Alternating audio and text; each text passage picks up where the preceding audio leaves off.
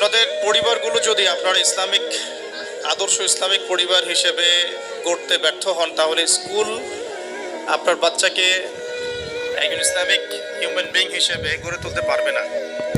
এই প্রথম কথাটা আমাদের আজকে সবার মন এবং মননের মধ্যে গেঁথে নেওয়া উচিত।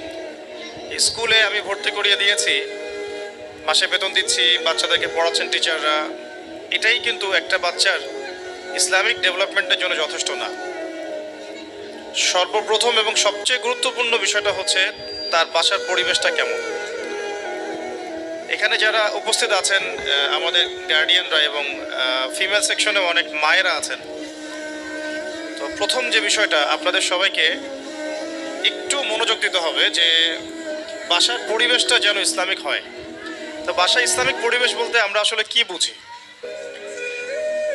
বাসায় ইসলামিক পরিবেশ বলতে আমার বাসার গঠন, আমার বাসার অভ্যন্তরীণ ডেকোরেশন, বাহ্যিক ডেকোরেশন, আমার বাসার ডাইনিং টেবিল, খাবার মেনু, নামাজ, তালিম, আমাদের ওয়াশরুম, আমাদের পিতামাতার মধ্যে সম্পর্ক, ভাই বোনদের মধ্যে সম্পর্ক, পিতার সাথে সন্তানদের সম্পর্ক, মায়ের সাথে সন্তানদের সম্পর্ক, পরিবারের রিজিকের উৎস এবং স্বামী স্ত্রীর অভ্যন্তরীণ সম্পর্ক, এই প্রত্যেকটা বিষয়ে ওতপ্রোতভাবে জড়িত আর কি।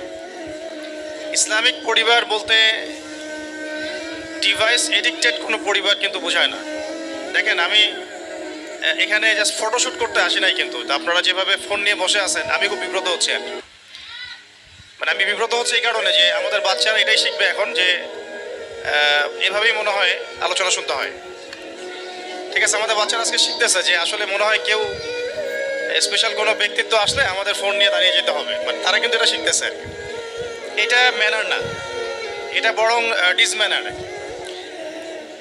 তো ফার্স্ট অফ অল আমরা ইফতারের বিতরণটা করতে করতে বিষয়গুলো একটু মাথায়, আপনাদের পরিবারটাকে যদি ইসলামিক পরিবার করতে আপনারা ব্যর্থ হন, তাহলে অনেস্টলি স্পিকিং যে আমরা লক্ষ লক্ষ কোটি কোটি টাকা খরচ করে কোনো প্রতিষ্ঠান আপনাদেরকে ইসলামিক সন্তান উপহার দিতে পারবে না। কথাটা আমরা যত দ্রুত বুঝবো ততই ভালো। এখানে প্রতিষ্ঠান যতটা গুরুত্বপূর্ণ তার চেয়ে বেশি গুরুত্বপূর্ণ আপনার পিতামাতার সম্পর্ক এবং ইসলামিক ফ্যামিলির বন্ডিং। তো প্রথম প্রশ্নটা আমি ছুটতে চাই আপনাদের দিকে যে আসলে আমাদের মধ্যে সেই ইসলামিক পারিবারিক মূল্যবোধটা আছে কিনা, এটা আপনাদেরকে খেয়াল রাখতে হবে। আল্লাহ পাক আপনাদেরকে ইসলামিক পরিবার গড়ে তোলার তৌফিক দান করেন।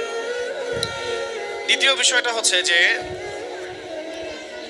কয়েকটা মূলনীতি আমি নোট করেছি যে একটা বাচ্চাকে যদি আপনি পরিপূর্ণ ইসলামিক ভাবধারায় গড়তে চান, ইসলামিক পরিবারের পাশাপাশি আরও কয়েকটা বিষয় খুব জরুরি। সেটা হচ্ছে বাচ্চার স্বাস্থ্যগত বিষয়টা